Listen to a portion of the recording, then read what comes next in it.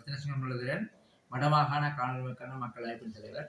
இந்த பத்திரிகையாளர் சந்திப்புக்கான நோக்கம் வருகின்ற 15/6/2026 வருகின்ற திங்கட்கிழமை வலிகாமம் வடக்கு மயிலட்டி மக்களாக குறிப்பாக நாளை கிராம சேவர் மக்கள் A446, A451, A448, A455 இந்த 4 கிராம மக்களும் தொடர்ச்சியாக ஒவ்வொரு வெள்ளிக்கிழமைகளும் தங்களுடைய காணிகள் விடுவிக்கப்படும் சொல்லி போராட்டங்களை மேற்கொண்டு வருகின்றார்கள். குறிப்பாக போர் முடிந்து 17 வருடங்கள் ஆகின்றன. இந்த காலங்களையும் இந்த மக்களுடைய காணிகள் இன்னும் விடுவிக்கப்படவில்லை. அந்த மக்கள் 90ஆம் ஆண்டு 15ஆம் தேதி 6ஆம் மாதம் ஆடி மாதம் 15ஆம் தேதி 90ஆம் ஆண்டு மயிலட்டி பிரதேசத்தில் இடம்பெயர்ந்து இன்று வரைக்கும் அவர்கள் நாட்டின் பல பகுதிகளிலும் இந்தியாவிலும் வெளிநாடுகளும் அகதி வாழ்க்கை வாழ்ந்து கொண்டிருக்கிறார்கள்.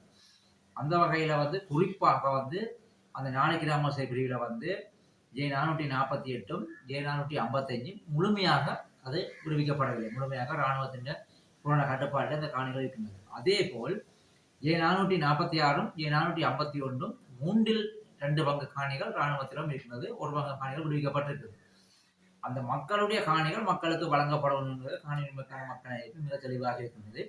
நான் நினைக்கிறேன் வடக்கு மாகாணத்தில் அதிகளவான மக்களின் சொந்த காணிகளை வலிகாமம் வடக்கு பிரதேசத்தில் முப்படைகளும் வைத்திருக்கின்றார்கள். உங்களுக்கு தெரியும், இந்த வசாவளான் பகுதிக்குள்ள அதுக்குள்ள வசாவள ரோட்ட போய்க்கிலே பராளி பகுதிக்குள்ள ஒரு இராணுவ வைத்தியசாலை மக்கள காணிகளை கட்டப்பட்டு கொண்டிருக்கின்றது. அதை மக்கள காணிகள் இராணுவம் தொடர்ந்து கட்டி கொண்டிருக்குது. இப்போ போனால் பார்க்கலாம் கட்டி விளையாண்டு கொண்டே இருக்கின்றது.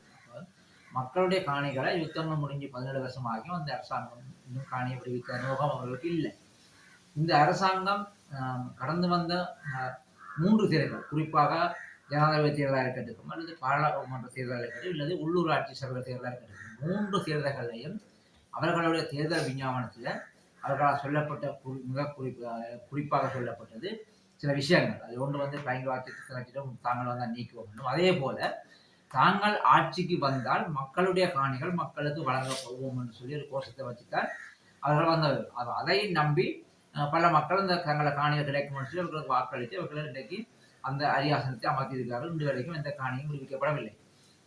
குறிப்பாக நான் நினைக்கிறேன் வடக்கு மாகாணத்தில் முல்லைத்தீவு மாவட்டத்தில் கிட்டத்தட்ட 1984ஆம் ஆண்டு 12ஆம் மாதம் 24ஆம் தேதி இடம்பெயர்ந்த மக்கள் 2 கிராமங்கள் இன்று வரைக்கும் அதாவது மீளக்குடியமர்த்தப்படாமல் கிட்டத்தட்ட 41 வருஷமாக 41-42 வருடமாக இன்றைக்கும் இருக்கின்றது. குறிப்பாக இந்த கிராமம் சொன்னால் குமளவன பிரதேசத்தில் தண்ணிமுறிப்பு கிராமமும் ஆண்டாங்குளம் கிராமமும் இன்று வரைக்கும் மீளக்குடியமர்த்தப்படவில்லை கடந்த 42 வருஷங்கள். அதே போல்தான் இந்த வலிகாமம் வடக்கு மயிலட்டி பகுதி மக்களுடைய காணிகளும் 36 வருடங்கள் முடிந்து 37 வருடங்களாக அந்த மக்களுடைய காணிகள் இன்று வரைக்கும் விடுவிக்கப்படாமல் இருக்கின்றது. ஆனால் நாட்டில் யுத்தம் இல்லை, எல்லாம் முடிஞ்ச அரசாங்கம் சொல்லுது. அப்போ இருக்கும்போது மக்களுடைய காணிகளை இதுவரைக்கும் அவர்கள் விடுவிக்காமல் வச்சுக்கிற காரணம் என்னென்று புரியவில்லை. இன்றைக்கு யாழ்ப்பாணத்தில் பார்த்தால் கலைமகள் மகாவித்தியாலயம் மயிலட்டியில் இராணுவ முகாமுக்குள்ளே இயங்கிக் கொண்டிருக்கின்றன. அதுக்கு அப்பால வடக்கு மாகாணத்தில் 2 பாடசாலைகள் இராணுவ முகாம் எதிரே இருக்கின்றன. ஒன்று வடமாட்சி கிழக்கு வெத்திலக்கணியில் கடற்பட முகாமும், அதே போல் முல்லைத்தீவு மாவட்டத்தில் மாந்த கிழக்கு பிரதேசத்தில் பாண்டியங்குளத்தில் பாலிநகர் மகாவித்தியாலயம் இராணுவ முகாமுக்கு எதிரே இயங்கி கொடுக்கின்றன. இராணுவ முகாம்கள் உடனடியாக மக்கள காணிகளிலிருந்து அகற்றப்பட வேண்டும் என்றது எங்களுடைய காணிகளுக்கான மக்களுடைய பிரதான கோரிக்கை. மக்களுடைய காணிகள் மக்களுக்கு வழங்கப்பட வேண்டும். மக்கள குடியிருப்பு காணிகள் விவசாய நிலங்கள் இராணுவ முற்றாக அகற்றப்பட வேண்டும். அந்த வகையில தான் இந்த மயிலட்டி மக்கள் வருகின்ற தங்களில் 36 முடிந்து 37 சொல்லி வரவேற்ற 15ஆம் தேதி யாழ்ப்பாண கச்சேரிக்கு முன்னுக்கு மிகப்பெரிய ஒரு கண்டன ஆர்ப்பாட்டத்தை மேற்கொள்வதற்கு திட்டமிட்டிருக்கிறார். அந்த கண்டன ஆர்ப்பாட்டத்துக்கு வடமாகாண காணொலிமைக்கு நாங்கள் பூரண ஒத்துழைப்பை வழங்குவதோடு போராட்டத்தில் கலந்து கொள்வதாக நாங்கள் தீர்மானித்திருக்கின்றோம். அந்த வகையிலே அதே போன்று நான் பகிரங்கமாக இதில் ஒரு வேண்டுகோள் வருகிறேன் சொன்னால், யாழ் மாவட்டத்தில் உள்ள அனைத்து பொதமைப்புகள், சிவில் அமைப்புகள், மக்கள் நலன் சார்ந்து செயல்படுற அனைத்து அமைப்புகளும் அந்த மக்களின் காணி விடுதலைக்காக தொடர்ந்து குரல் கொடுத்து இந்த போராட்டத்தில் பங்கெடுக்க வேண்டும் என்பதை கேட்டுக்கொள்கிறேன். அத்தோடு அதற்கு அப்பால நினைக்கிறேன் தொடர்ந்து ஒரே போராட்டங்கள்லாம் பருவத்துக்கு தையிட்டி மக்கள் போராட்டம் தையிட்டி மக்கள் குறிப்பாக சொல்லப்போனால் வலிகாமம் வடக்கில் அதிகளவான காணிப்புகள் இராணுவம் கைப்பற்றி வச்சுக்கின்றது. அதே போல்தான் முல்லைத்தீவு மாவட்டத்தில் வந்து கேப்பாப்புலவரம் வந்து காணிகளை காணிகளை வச்சிருக்கின்றது. காணிகளை விடுவிப்பதாக இருந்தால் 538 மில்லியன் ரூபாய் தாங்கள் செலவழித்துள்ளதாகவும் அது தங்களுக்கு செலவாகுள்ளது அதால விட முடியாது ராணுவம் சொல்லப்பட்டதாக எங்கள் காணி உரிமைக்கான மக்கள் அமைப்புக்கு அந்த கேப்பாப்புல மக்களால் தெரிவிக்கப்பட்டிருக்கு. கேப்பாப்புல மக்களும் வருகின்ற திங்கட்கிழமை வரைக்கும் அந்த ராணுவத்துக்கு ஒரு ஒரு கால எல்லை கொடுத்திருக்கிறார்கள். அந்த திங்களுக்கு பிறகு அவர்கள போராட்டங்களும் அநேகமாக புதன்கிழமை மட்டும் கேப்பாப்புல மக்கள போராட்டம் காணி விடுதலைக்கான போராட்டங்களும் தொடரும்.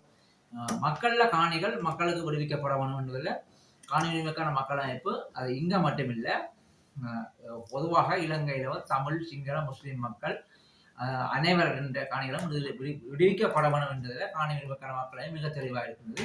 காணி உரிமைக்கான மக்கள் அமைப்பானது தனியா வடக்கிலேயோ அல்லது கிழக்கிலேயோ செயற்படவில்லை. இலங்கை பூராகவும் காணி உரிமைக்காக சிங்கள மக்கள், முஸ்லிம் மக்கள், தமிழ் மக்கள் அனைவருக்கும் இந்த காணிகளுக்காக குரல் கொடுத்து வருகின்றது.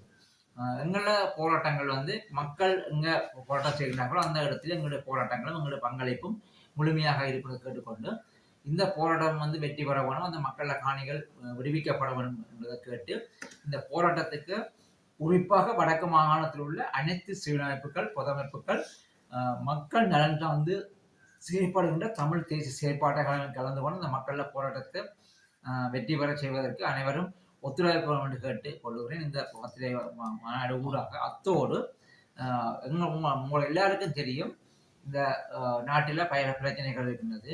அதே போல் இந்த அரசாங்கம் என்னத்தை சொல்லி வந்ததோ சொன்ன அவையின் வாக்குறுதிகள் நிறைவேற்றப்பட வேண்டும். குறிப்பாக இந்த பயங்கரவாத தடை சட்டம் நீக்கப்பட வேண்டும் என்பதிலே காணி மக்கள் அமைப்பு மிக தெளிவாக இருக்கின்றது.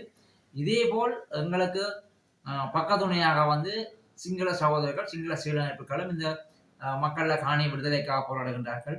அதே போன்று பயங்கரவாத எதிராக போராடுகிறார்கள். அவர்களோடு சேர்ந்து எங்களோட குரலும் வந்து இலங்கை பூராகவும் அது சிங்கள மக்களாக இருக்கட்டும், முஸ்லீம் மக்களாக இருக்கட்டும், தமிழ் மக்களாக இருக்கட்டும், பயங்கரவாத தடை சட்டம் நம்ம காணா போனாக்கள பிரச்சனைகள் மற்றும் காணி விடுதலைக்காக நாங்கள் தொடர்ந்து குரல் கொடுப்போம் என்பதை இப்பத்திரிகையாளர் மாநாடாக அனைவருக்கும் தெரிவிப்போடு அனைவரும் இந்த அவர்கள் மக்கள போராட்டத்துக்கு தங்களுடைய பூர்ண ஒத்துழைப்பை வழங்கணும் என்று கேட்டுக்கொள்கிறேன். காணி உரிமைக்கான வடமாகாண காணி உரிமைக்கான மக்கள் அமைப்பின் சார்பாக இந்த வேண்டுகோளை அன்பாக அனைவருக்கும் தெரிவித்துக் கொள்கிறேன். வேண்டிக் கொள்கிறேன்.